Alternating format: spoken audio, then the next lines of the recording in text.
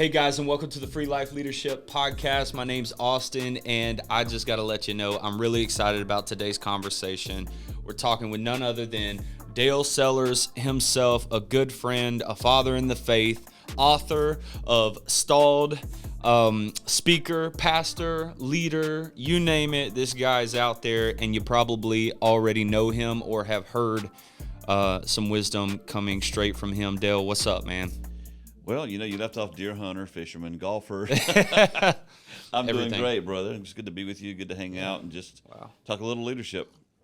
Yeah, man. So if you're new, if you haven't been paying attention here lately, the concept of the podcast is, listen, I'm just a young pastor that wants to learn how to lead well and steward my leadership well. And so in doing that, the idea is to get some of the top leadership I can find on this podcast, to have a conversation with them and to learn some things, but also get some good content as well for you guys. And so the plan has worked. I've got Dale Sellars in the room with me today, and it's going to be a great time to talk about leadership. Something else worth noting is that this podcast is not only for pastors, but this is for entrepreneurial people. This is for anybody who is in any leadership position in their life right now, walking through those things, whether you're the priest of your home, an entrepreneur, a pastor, whatever it is. That's what we want to talk about here is leadership and leading well. And I'm just on my pursuit of wisdom. So anyway, without further ado, Dale, thank you so much for being on the podcast. Thank you for being the first guest on the Free Life Leadership Podcast. Today's topic is passion in your placement. Mm-hmm. What do you got to say about that? You should have passion in your placement. I think that'd be really good. Yeah, absolutely. I think, just off that first, the thought of that title, what it says to me is okay, so we want you to be passionate about what you're doing, but you got to make sure you're in the right place. Sure. And I work mostly with small and mid-sized churches. And so in small and mid-sized churches, the strategy for creating space for volunteers, leaders is their strategy is need. Right. Need is not a strategy. We need people to do that. We need people to serve in children's ministry. We need people to serve in the youth ministry. We need people to serve in the nursery. And so what happens is if you, as a leader, if you're always recruiting people out of need, instead of helping people take the time to find out what they're gifted at, what they're good at, and then put them in that place, if you don't do that, you are always having turnover. Now, I have to say this up front. In the small church, specifically, sometimes you just got to get people to fill in because you're just getting things going. But as a leader, if you as a leader are recruiting people to, let's use the nursery. The nursery is always a big deal. Let's use the nursery for an example. So the typical pastor, we need someone to lead the nursery, and they're on that for like 4 months, and finally someone says, barely will raise our hand. I think I'll do it, and then because need is the strategy, we grab that person and we stick them in the nursery and we forget about them. And so like 4 years later, where'd Sister Smith go? Oh, she's in the nursery. She's burnt out from the nursery. Well, you go in the nursery and there's her skeleton in a rocker, because she's been there the whole time. Because what we do is we take people and if need is the strategy, and we plug them in, and then we forget about them. So even if you have, you're having a shortage of volunteers, we're recording this on the backside of the pandemic issue. I don't believe that it's over, but we're further down the road. And so what we've discovered is a lot of our key volunteers haven't come back. So there's probably not a leader who's listening to the podcast, even in business. It's not just church. Who's like, man, there's a shortage.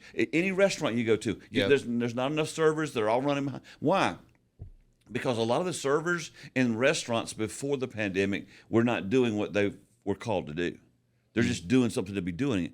And so people said, you know what? I think I'm going to get some training. I want to get specialized. I'm going to go back to school, but I want to do something I enjoy doing. Yeah. So if you're going to have a great volunteer structure, a great volunteer strategy, if you're going to have people who have passion in their purpose, you got to get them with what God created them to be, doing what God created them to do. And so that's a long answer to your question. Yeah, wow.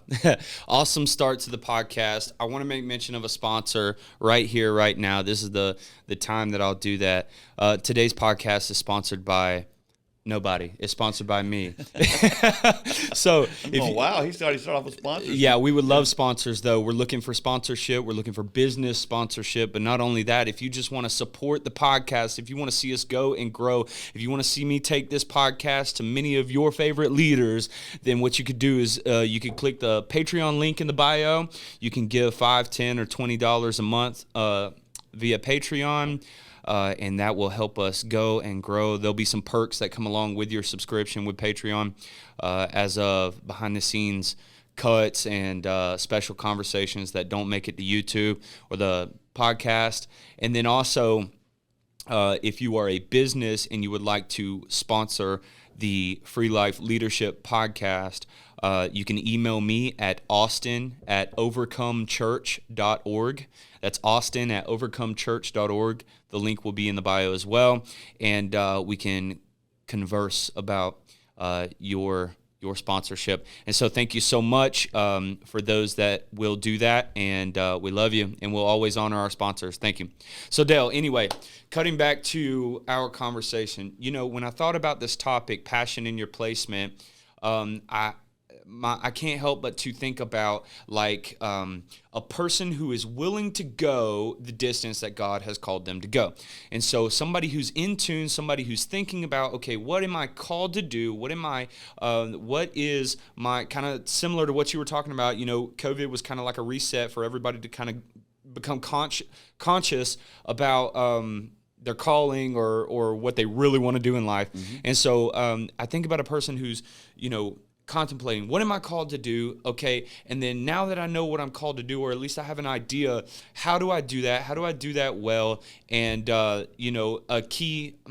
would say a key instigator to doing, what you're called to do well, or operating within your positioning that God has placed you in, a key would be to have passion in that. And one verse, I got to bring it back to a Bible verse. Mm-hmm.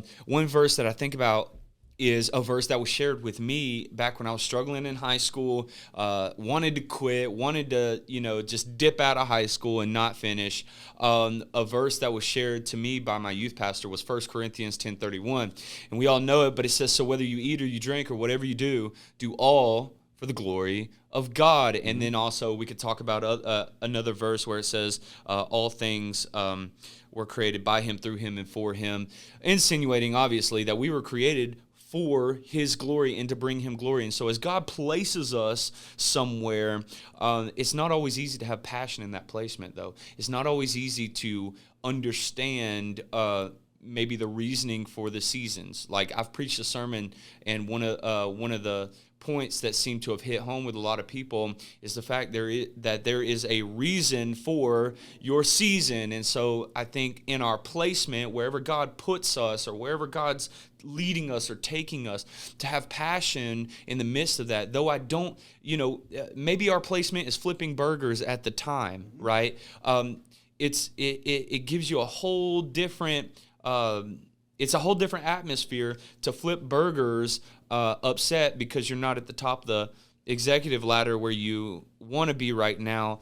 It's a different atmosphere when you contemplate your purpose, the passion in that placement. I don't know if I'm making sense of how I'm coming across, but it's a lot harder to think, oh, I'm flipping burgers for the glory of the Lord, or I'm recording podcasts for the glory of the Lord. I'm preaching every Sunday, pastors, for the glory of the Lord, even though Susie's come to me 13 times complaining about the pews, or complaining about the this, or complaining about that. Or for you entrepreneurs or you business leaders out there, I'm going to these meetings and I'm laying out these deposits to my team because of the glory of the Lord. I'm taking heart. I'm having passion in my placement, because I'll tell you, one thing that COVID has caused a lot of people to do is realize that, one, everything's trivial. Everything comes and it goes, and it can go quickly. But two, you don't have to be anywhere you don't want to be. Yeah, and that's why a lot of people are hiring right now, because a lot of people realized, oh, I don't have to be here. I really don't have to. I can figure something else out. And so they dip, they leave. But how do we speak to the culture of of people who have passion. One more point, and then I want to hear what you have to say.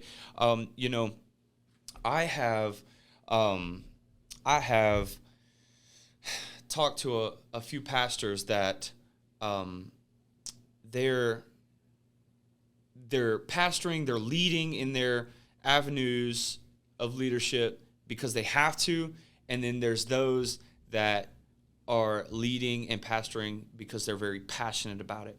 And one thing that I've noticed is the ones who may not get paid a great big salary to lead and pastor within the church culture, but have great big passion, see more fruit, whereas the people who are leading and pastoring with great big salaries but lack great big passion are wondering, they're looking like, where is the fruit?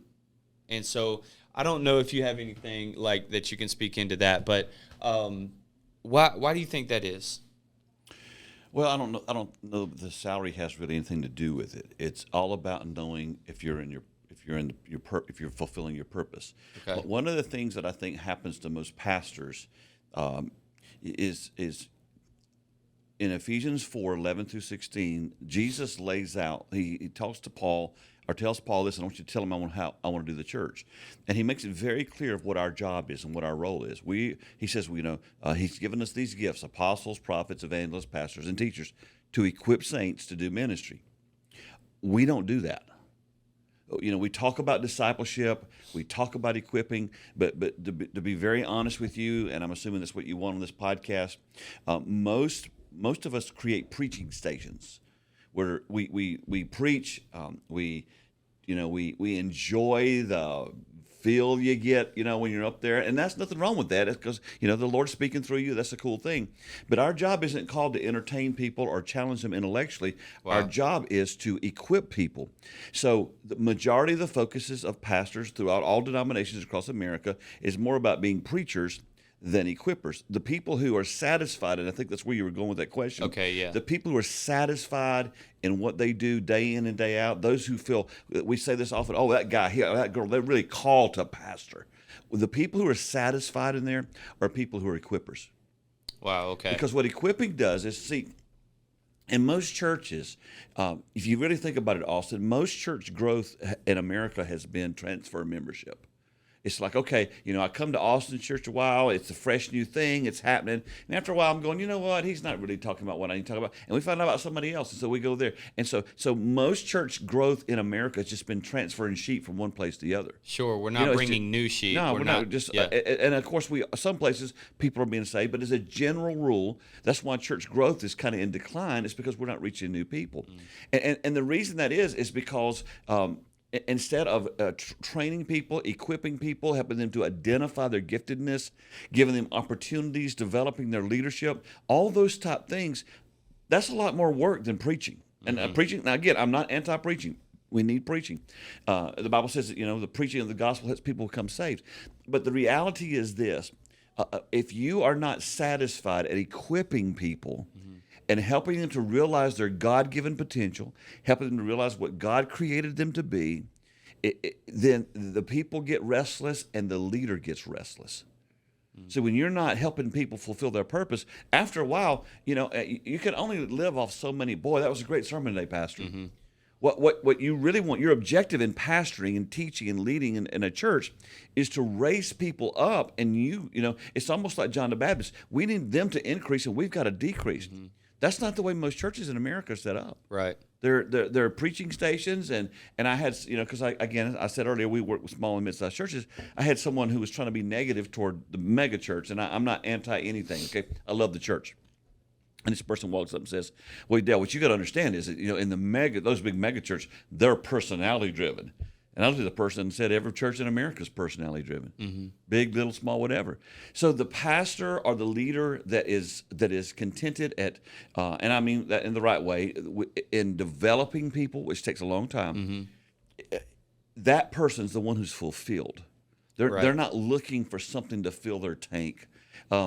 If I've got a wedding band on. It's golden. I don't know if you've got the gold one or the new kind now. No, I got the rubber. Some people even get the tattoos, which that's kind of cool as well. But the reality is this: this gold at one point had dirt on it, And see, when you as a pastor are really making a difference, you've got to learn how to mine dirt to get the gold and the diamonds. Wow. When gold and diamonds come to you, they come to you with dirt on them. Yeah. If someone comes to your church and they're already a diamond, or they're already a gold, or they're already silver, that means someone else mined them out. That means someone else polished them. That means, and so if you have diamonds and gold come to you ready made, I can promise you they're not going to stay in your church. But when you as a leader begin to go and dig the dirt and dig in the dirt and find those nuggets of gold, those diamonds, that vein of silver, it takes a while to develop it and get it dug out and it's a polished. little dirty. Yes, it's a lot dirty. Yeah. But that's true. That's what pastoring is all about. And that is not the United States of America model. And that's why I believe we're going through a reformation right now, similar to what happened with Luther. I think the church in America is being reformed right before our eyes. We are not going to be able to continue to do what we've always done. And so one of those key things to go to the heart of what you're asking, the reason one person is contented and leading, whether it's a small church or they're not making a lot of money, versus maybe someone who's in a more prestigious position or out front position, is sometimes, and even in the small place, this smaller fella has, and again, I'm not knocking the big fella. I want to make sure I'm clear on that. But that smaller fella has learned the value of mining the gold and the diamonds out of the dirt. Right. Yeah. So what I think you're saying here, and something that, like everything, obviously, what you just said was amazing. What is grasping a hold of me, though, is that passion for preaching, because that's something that I really have. I do have a passion for communication. I think there's a difference, and we'll get on this in a separate podcast later. But just to briefly hit on it, I think there's a difference between speaking and communicating. I can speak to somebody who doesn't understand me, and that's as far as it goes. But to call it communication, it's when I speak and they understand and they communicate back, or they speak back and I can understand. That's what communication is. And so I have a passion for preaching, a passion for communicating the gospel. And you're not saying that's bad. No. But what you are saying is that for more fulfillment, or to if you're going to put your passion eggs in a basket, put it in developing people off the platform, developing people in I hate to. Like, I don't want to plug different programs and things, but like small group setting or counseling areas, or doing life with somebody. Correct me if I'm wrong, but like that's where you want to put your passion. Do you hunt? I don't hunt. I fish. I hike. Okay, all right. So but you know guns enough to know the answer. Yes. Oh yeah. Absolutely. So when you preach, that's a shotgun approach. Sure.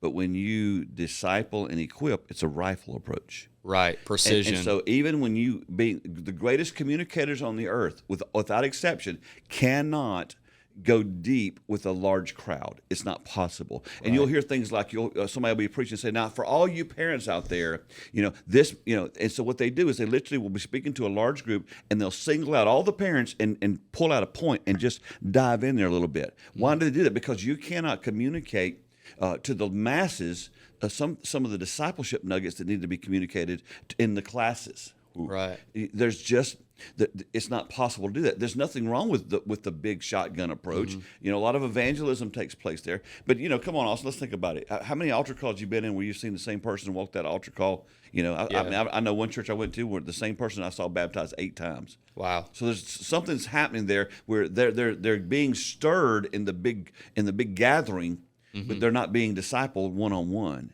And so if you want to have passion in your purpose, if you want to have understanding that you're helping people to develop into who God called them to be, there's got to be a transitional point to where you get them in a place where you can talk to them, as you just said, with communicating one-on-one, where you talk and you listen, and you talk and you listen. There's this guy in the Bible named Jesus, and for 3 years, this is what he did. Now, I've literally had someone come to me and tell me that leadership development is not even in the Bible. And I'm going, do you remember the guy Jesus? That's what he did for 3 years. And he spent 3 years with 12. One of them didn't make it. Okay? Right. But he took those people, those raw people from all these different walks of life, and he helped them be the best version of themselves to communicate the kingdom, the gospel of the kingdom. But that was one-on-one. They didn't sit and read the Bible every day. You know, they Right. didn't because they didn't have the Bible. They didn't sit and read the scrolls every day. They look at the Torah. You know, he taught them how to take the principles of the kingdom and make it reality with their world. You know, he talked about planting and corn and fishing and all this stuff. He talked about relatable issues. I think we got to get back to that. That's where fulfillment comes. Fulfillment comes in one-on-one, pouring your life into others. And again, I'm not anti-preaching. I don't want this to come off because preaching is important. I love to communicate with large groups of people too.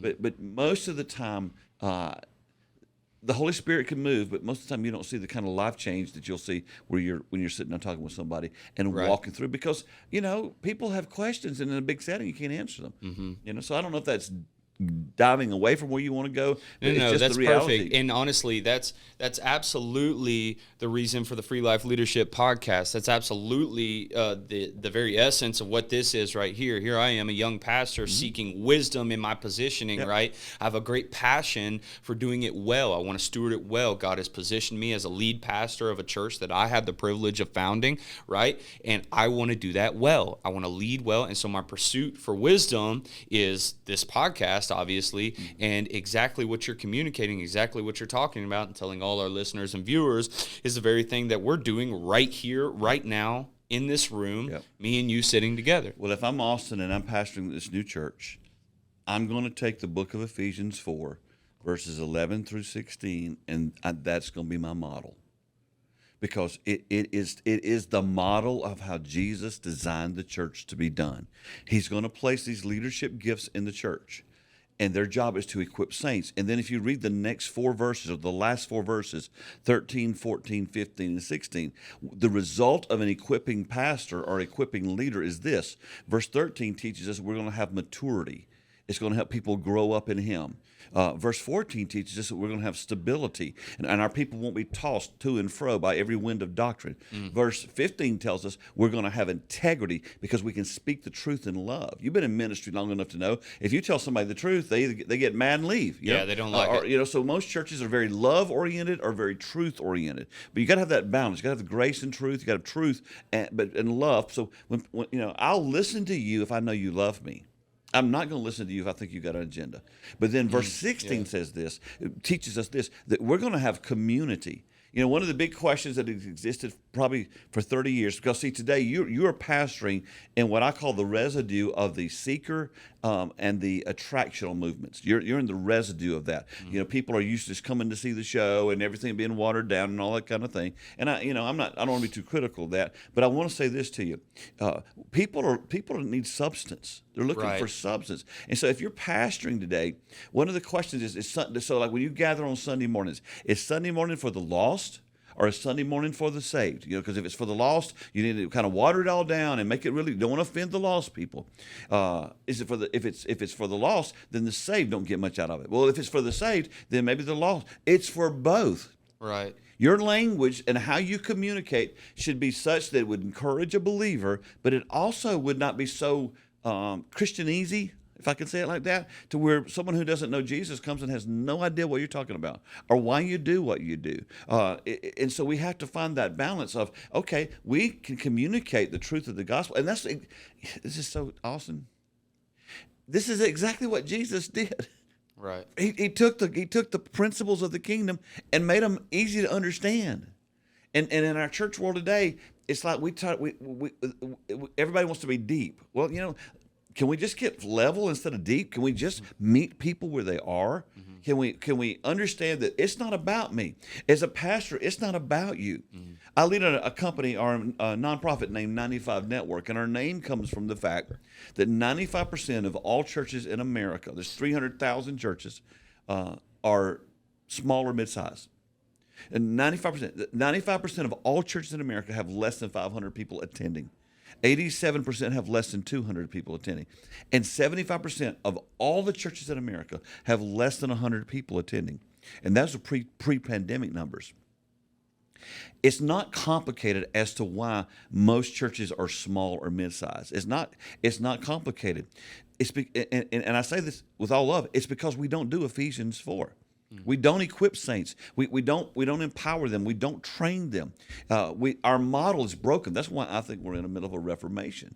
And so what we've got to do is we've got to learn how, as pastors, and if I got one thing I can tell you as a young pastor, at the beginning of this church, you've got to make equipping the number one priority of what you do. It's not about you. It's not about you having this great personality.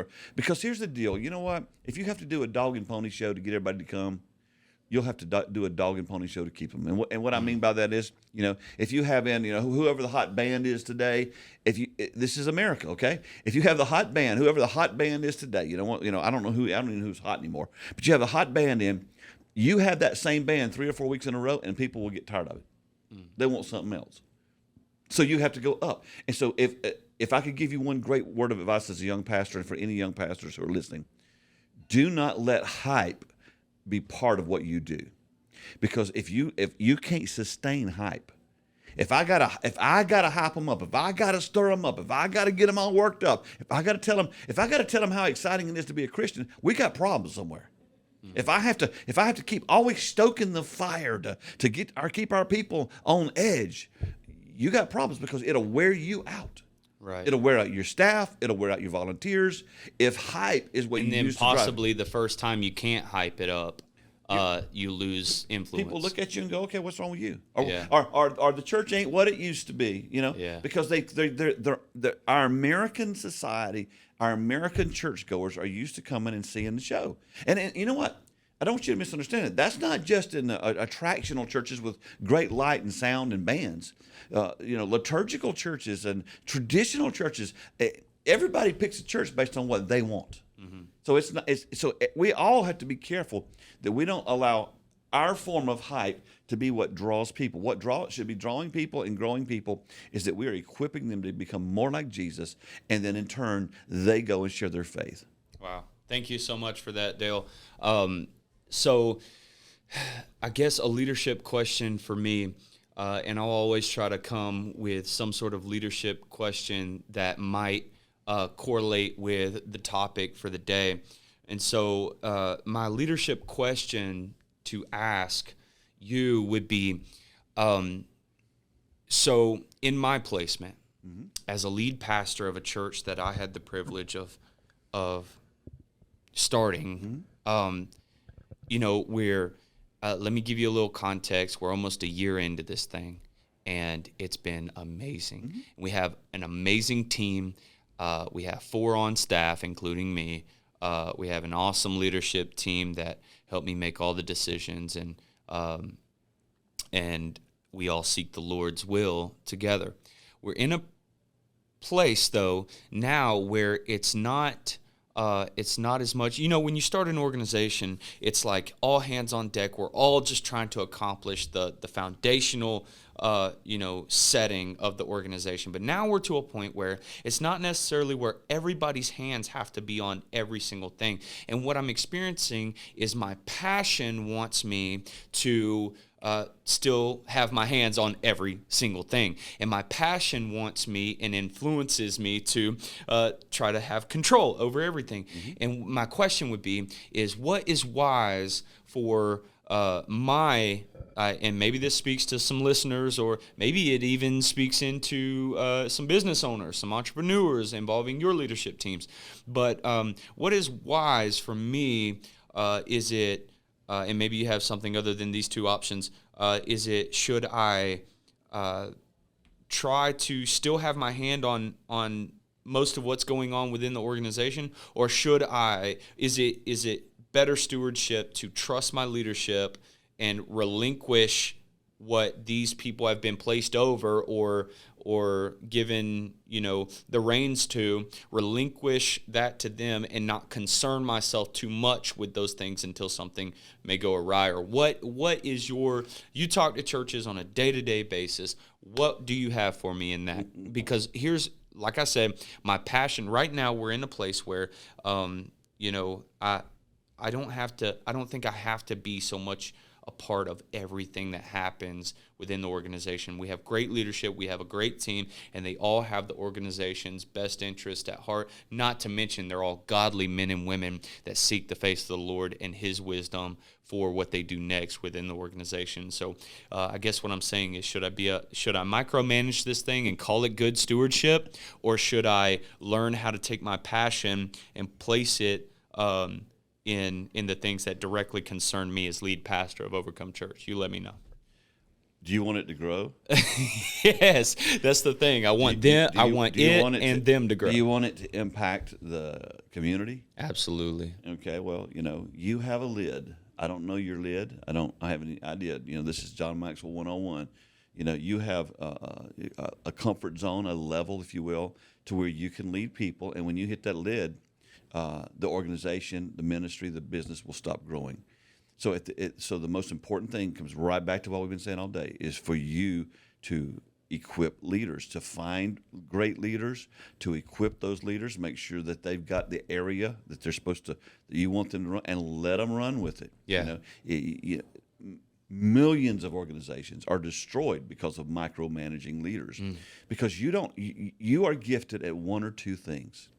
If I could give you one word of advice as you begin this new church, the one thing I would tell you that would save you a lot of pain down the road and probably help you be very successful is you need to be known for doing one or two things in the community very, very well instead of 20 things poorly. Most small churches do 20 things poorly because, here's a church of 100 and down the road is a church of 500 or 1,000, and the church of 100 feels like they have to offer everything those other churches offer. They can't. They don't have the people. They don't have the resources. They don't have the facilities. They don't have the finances. They don't have what that other church has, but they spend their time. And one of the things that will destroy you as a leader, it's in that book right there, we talk about it, is comparison. When you're pastoring a church of 100, if you compare yourself to the church of 1,000, I can tell you right now, it's not going to end well for you. So what I would do is, if I'm beginning a new work like you, I would go, okay, first of all, why do we exist? What is the mission of this church? And your mission should be something you can communicate in 12 words or less. What is the mission? What is it? What is the thing that Jesus raised us up to do? And it's not to empty all the churches in the community. He raised you up for a specific purpose to reach people. And how you do that, Austin, and how Dale does that is different. I'm 60 years old, and I've been around forever. You're a young guy getting going good. How you do it's different because we're made differently. And so what you want to do is you want to define, okay, what's the mission of our church, and then determine how you're going to accomplish that. Now, that mission is the one thing, and you might have one other emphasis. That's it. Because most churches are a mile wide and an inch deep. And you want to have depth and character and purpose to the things that you do. Now, here's the thing about mission, and here's the thing about vision. It attracts and it repels. See, a lot of guys, especially young guys, are thinking, "Oh, I just got to do whatever I can to get everybody to come." If you do that, you'll have to do everything you can to get everybody to stay, and they'll wear you out. Some people are going to come, and you're going to say, this is the direction we're going. And some people are going to go, well, I don't really want to go there. And you go, well, fine, find what you're looking for. It's okay. Mission and vision attract people who are called to do what that mission and vision is, but it also repels people. And I'm going to get real honest with you on this podcast, because I think about you a lot, and I know your situation, and I know your church did not start as a church split. But I also know that there were people in the area from other churches. We called it a transplant. Okay. So what happens is, okay, you've gone through a difficult season, and then all of a sudden you launch this new thing. And with birth, there's always momentum growth. What happens next? This is Tony Morgan at the Unstuck Group's bell-shaped curve of life cycle of a church. So you have momentum growth. That's where you are right now. But you can't live on momentum growth, and this kind of answers your question. At some point, you have to have strategic growth. And what strategic growth means is, okay, all right, all of a sudden, we've got 50 kids coming. Well, Austin, you can't be the kids pastor and the main speaker. Right. We've got 17 teenagers. You can't be forever. You can't be youth pastor, and I know you were one. Right. And this lead pastor. You've got to raise up strategically people, but you don't do that because there's need. Need is not a volunteer strategy. You do it because strategically we believe that, we're trying to reach this target group of people, and we know that we need to have great children's ministry, great youth ministry. There's strategy there. Yeah. Because if you start trying to satisfy everybody, and this is what I worry about for you, you're going to have people coming to the new church, and after a while they're going, well, hey, at the old church we did this, or the old church we did that. Yeah. And they're going to start mumbling and complaining and whining and power playing to work their way up in leadership so they can help reestablish what you walked away from. Mission and vision repels those people. Wow. Those people are not going to come. And I'm not saying you're unloving, but there's nothing wrong with saying, we're not going that way. This is the direction God's called us to go. Right. And some people won't go. You've been to Gatlinburg, Tennessee, I'm assuming, from here we live in South Carolina. When you're going to Gatlinburg, and you're riding up the mountain, the goal is to get from where we are today, from Greenville to Gatlinburg. And when you get in those mountains and you start winding around, they have these places up there they call lookouts. And you can pull off, especially in the fall, and take pictures of the trees and all the leaves and that kind of thing like that. The hardest thing you're going to have to deal with as young leaders is this, and I learned this from John Maxwell. If you, as you're going up the mountain and you're taking people, we're going from Greenville to Gatlinburg. We're going from Greenville to Gatlinburg. We're going up to the mountain. We're going to the top of the mountain. You're going to have people, when you stop at the lookout, who want to stay there. And it's very difficult for you as a leader. You want to get everybody back on the bus. Don't do that. There's going to be some people that get off and that need to get off. Because everybody's not you. I know you're passionate. You're optimistic. You got all this passion of youth. But everybody's not going to go from Greenville to Gatlinburg. And when you finally get up there, it's going to look different than it did when you started. Yeah. It's just what's coming.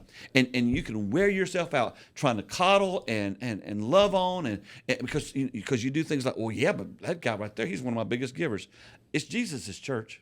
When you start, when there were people, every time you stop along the way to catch your breath, people will get off the bus. And you can't let that keep you from doing what God's called you to do. So when there's clarity in your mission, there's clarity in your vision, when you do one or two things really well, the whole purpose of this talk today is about having passion in your purpose. That's where passion comes from. See, your greatest job as a preacher is to cast the vision of not just where we're going, what we're going, but what does it look like? Most folks can't see things, until they get there. But your job to get the right people to the top of the mountain is to keep casting vision of what's going to happen, what God's going to do when we get up there on top of the mountain.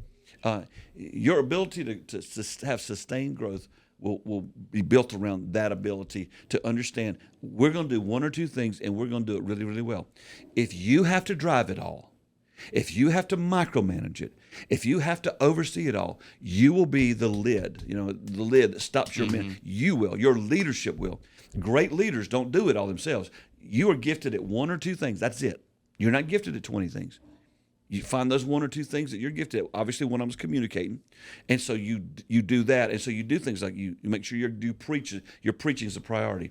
You make sure communicating is a priority. Doing the podcast, that's a priority. That's a communicating thing you do.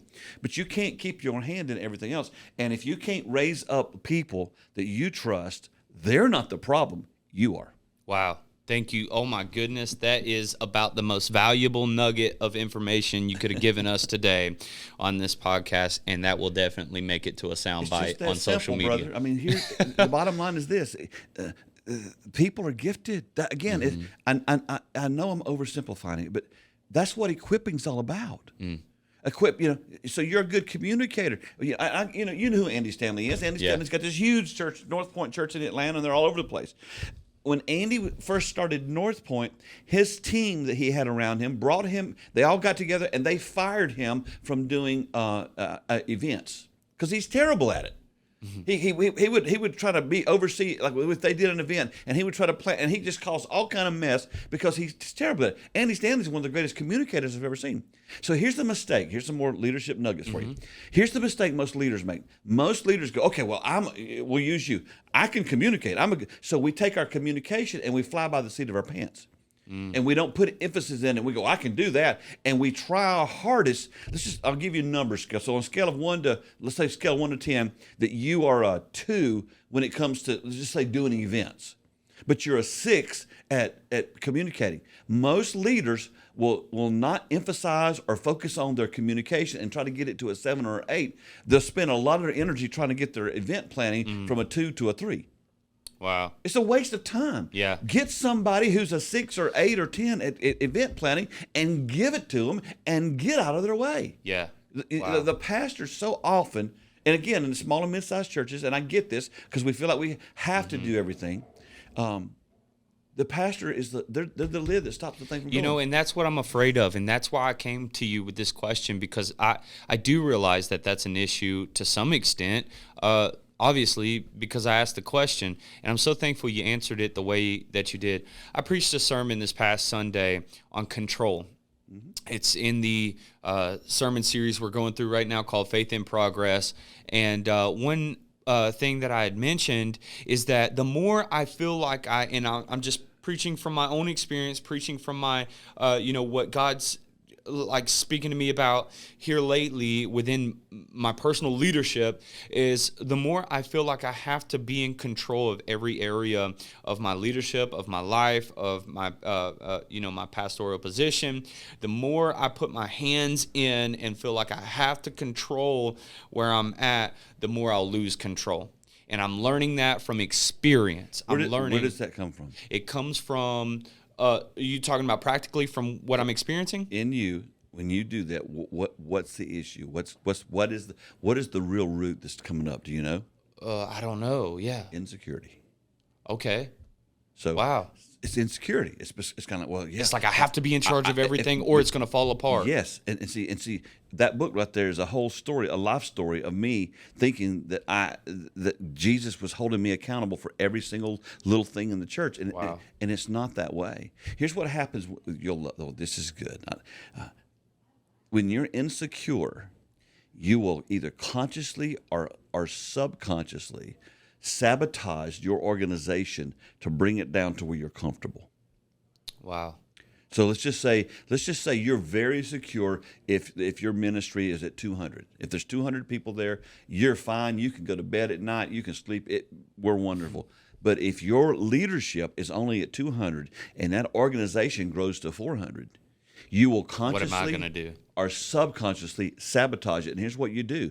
All of a sudden, you have somebody on your team that's also a really good communicator, but you never let them preach because you got to be the guy. Because I'm scared to death they're going to take run the them position. off. You won't hand off something like staff development or staff leadership to one of your administrative people because you're scared. Well, what if people start following that person instead of following me? Wow. You won't raise up people. And see, that's how you unconsciously sabotage your own organization. You'll do stupid stuff. You'll get up and just say something in the sermon you shouldn't have said because you're going to offend some people, and some of those people will leave because you will consciously or subconsciously begin to pull that thing back down to where you're comfortable.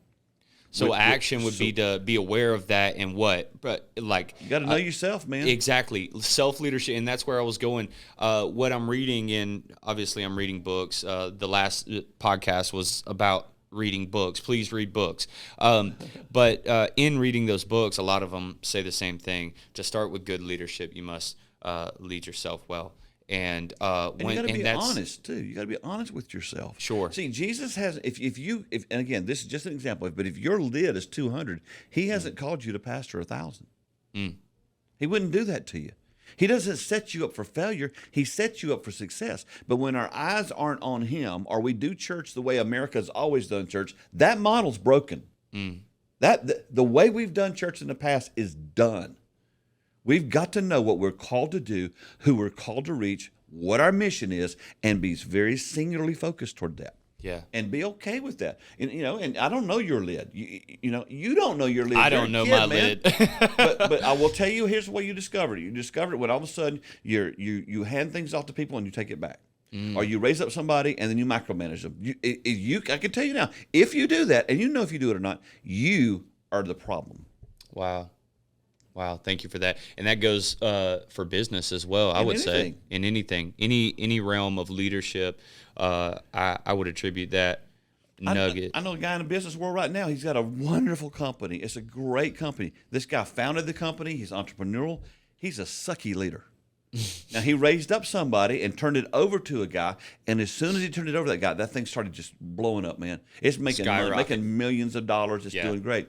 But that dude keeps coming back and putting his hands in it. And see, here's the thing you can do as a leader. Because you are the leader, you can come in and you can blow it all up.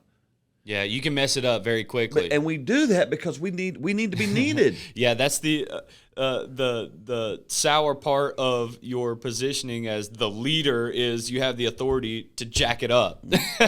You have the authority and privilege of jacking it up if you don't get it out of the way. And if I'm Austin and I'm pastoring this church, I have somebody at my church who asks me once a month, are you screwing this thing up? That you'll be honest with. Yeah. Wow. Because you'll run off all your good people. All your good people, they're not because I feel like I need to make sure I suppress. When you got to be the man, you will never ever grow an organization. Wow. It won't happen. Wow. All great leadership is giving the thing away. Your job, even now, launching that new church, is to work yourself out of a job. Wow. Raise up somebody else that can preach better than you, that can lead better than you. Because then, see, here's the thing. I learned this a long time ago. It's in the book in chapter 9. I talk about the sweet spot. And what you don't know is that I learned this from Brad Cooper, who's a pastor over at New Spring. I had him come in and do a devotional for a staff that I used to work on, and we're talking, and he comes in, and I had him just plan to do a devotional, and old Brad walks in and goes, "Hey, man, this morning when I was driving here, the Holy Spirit gave me some." Oh, okay, good. Holy Spirit, my antennas are going up. And he comes in on the whiteboard, and he draws a circle, and he talks about, and he puts your sweet spot on it, and he draws all the things in it you do. He goes, and what you don't know is when you're faithful and you're contented, and not in a negative sense, but you're okay with life, in your sweet spot, often God's got an unknown sweet spot He's preparing for you. You never know about till you're faithful in this one. And when you aren't willing to raise up this organization to where you can give it away, if you don't get to that point, you'll never know about that point. That's so good. That's so good, dude. Thank you so much for that. We're getting to the point where it's about time to round this up. But one more question before you go, Dale, and this is a question I'll ask everybody that comes on this podcast. Who would you recommend that I contact next to be on this leadership podcast, and why? Dude, I've got a list. But if you just want one person, probably I would say the person you need to talk to right now is a guy named John Sanders. John's in Flandreau, South Dakota. He's on our team at 95 Network. He heads up our coaching, but he had a podcast called the Small Town Big Church podcast for years and years and years. But he's founded a church that grew into a multi-site church in rural South Dakota. Wow! And there's so many experiences that he has, and he started young, and he had a lot to overcome. But if you'll contact John Sanders, he'll be on your podcast, and you tell him I sent you. And I think he will help you. Here's the smart thing. I had a mentor. I'll wrap up with this. I had a mentor one time that I was talking to. I told you before. The first 10 years that my wife and I, Gina, we were married. We traveled on the road with music groups back in the '80s. And I had a mentor named Roger Breland who had a music group that was called Truth. And he was my mentor. And every time he was in town, I'd go see him and sit down. We'd talk. And he looked at me one day. He said, "You are going to be so successful one day." I'm going, "Well, thank you, Mr. Breland. I appreciate that." "Why do you say that?" He said, "Because you ask a million questions." And I said, "Yeah, but if I can learn from your mistakes, I won't have to make them myself." He said, "You're a wise man." That's the kind of people you got to find. You got to find people who'll tell you about their junk, who'll tell you their mistakes, and then hopefully you're smart enough not to repeat them. Sure. Well, man, thank you. I can't thank you enough for being on the podcast. I can't thank you enough for, your personal friendship and what you've been for me and to me throughout our time. Well, I'm rooting for you, brother. Each other. I'm rooting for you. Yeah, I want you to fulfill your calling. But here's what I want you to do. I want you, 20 years from now, I want you to have a great marriage. I want you to be a great daddy, and I want you to be a great friend. I don't care if you're a great pastor. Wow, I appreciate that. That's what matters. Wow, yeah. Well, this has been episode 3 of the Free Life Leadership Podcast. It's full of just you can't put a price on the amount of wisdom in this podcast that has been shared. Thank you so much, Dale. Thank you guys for watching and listening. Again, if you want to support this podcast, if you want to pursue this wisdom with me, and you want to help in that, you can do so by clicking the Patreon link in the bio, and you can help by giving $5, $10, or $20 a month to the Free Life Leadership Podcast. That'll help us go to the next spot. That'll help us grow and go.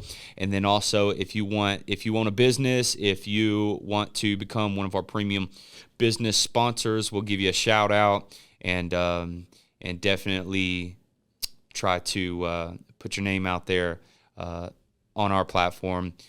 You can do that by emailing me. Again, it'll be in the bio at austin@overcomechurch.org. If you want to connect with Dale, I'm going to give him an opportunity to let you know how you can connect one-on-one with Dale, if that's possible. If he's making himself available for that, this is how you can do so. Dale, Dale, at 95 Network. The number's 9 and 5, 95network.org. Give me Awesome. an email, man. I'd love to talk to anybody. I'd help anybody I can. And you can also, I can share with you about my book. And You need to get this book, Stalled by Dale Sellars, Hope and Help for Pastors Who Thought They'd Be There by Now. I'm going to tell you what, it's an awesome book. It's so awesome I have 2 of them. These are my personal copies. I'm going to let you know that. As a matter of fact, I'll do something good because I've read the book. For anybody who wants a copy of this book, you email me at austin@overcomechurch.org and tell me your current position and how this podcast episode has helped you, and I will personally mail you this copy of Stalled. If you've enjoyed this podcast, if you can tell me how this podcast has helped you, you email that to me at austin@overcomechurch.org. I'll send you that copy of the book, Stalled by Dale Sellars. I may even get him to sign it for you. Dale, it's been a pleasure, man. Thank you. Mm-hmm. Love you guys. We'll see you next time.